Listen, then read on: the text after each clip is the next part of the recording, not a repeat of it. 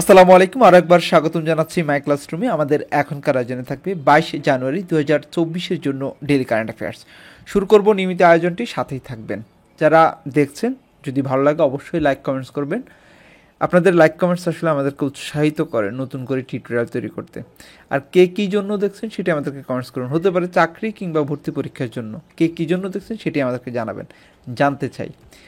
এবার প্রথম যে প্রশ্নটি দিয়ে শুরু করবো সেটা হচ্ছে, বর্তমানে বিশ্বে বাংলাদেশের কতটি মিশন রয়েছে? মনে রাখবেন, বর্তমানে বিশ্বে বাংলাদেশের 84টি মিশন রয়েছে।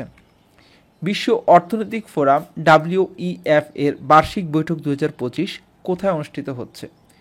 সুইজারল্যান্ডের দাভোসে। বাংলাদেশ রাষ্ট্রের সংবিধান প্রণীত হয় কবে? বাংলাদেশ রাষ্ট্রের সংবিধান প্রণীত হয় 1972 সালের 4 নভেম্বর এবং কার্যকর হয় 1972 সালের 16 ডিসেম্বর থেকে। কত বছর ধরে মার্কিন ভূখণ্ডে জন্ম নেওয়া শিশুরা জন্মসূত্রে নাগরিকত্ব পেয়ে আসছেন? প্রায় 150 বছর ধরে। বিশ্বব্যাংকের পূর্বাভাস অনুযায়ী 2024-25 অর্থ বছরে বাংলাদেশের জিডিপি প্রবৃদ্ধির হার কত হবে? 4.1%। সমবায় সমিতির জন্য পৃথিবীর প্রথম সংগঠনের নাম কি? এর নাম হচ্ছে রোচডেল পায়োনিয়ার্স সোসাইটি। এটি জন্ম হয় ইংল্যান্ডে 1884 সালে।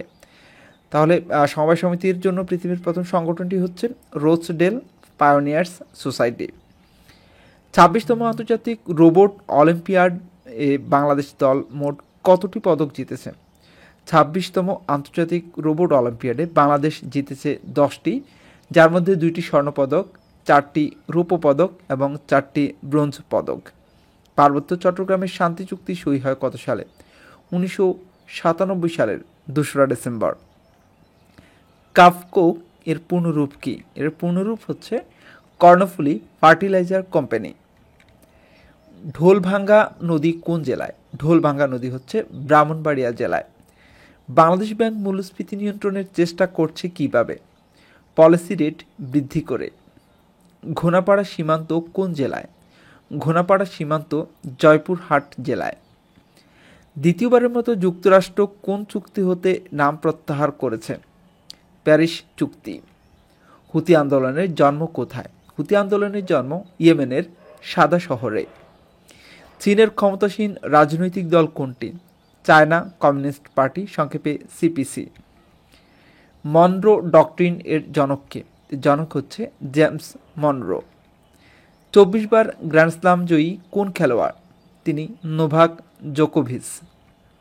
এবার আমরা কুইজ দেখব। বিশ্বব্যাংকের পূর্বাভাস অনুযায়ী 2024-25 অর্থ বছরে বাংলাদেশের জিডিপি প্রবৃদ্ধির হার কত হবে? 4টি অপশন থাকছে: 3.9%, 4.1%, 4.5%, 5.0%। আপনি যদি এই পর্যন্ত আমাদের টিউটোরিয়ালটি দেখে থাকেন শুরু থেকে এবং মনোযোগ দিয়ে থেকে থাকেন, তাহলে এই কুইজের উত্তর দিতে পারবেন।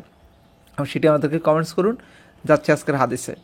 আজকের হাদিসটি হচ্ছে, রাসূল সাল্লাল্লাহু আলাইহি ওয়াসাল্লাম বলেন, যে ব্যক্তি ন্যায় বিচার করবে কিয়ামতের দিন, তারা আল্লাহর কাছে এমন মঞ্চে থাকবে যা নূর দ্বারা উদ্ভাসিত হবে।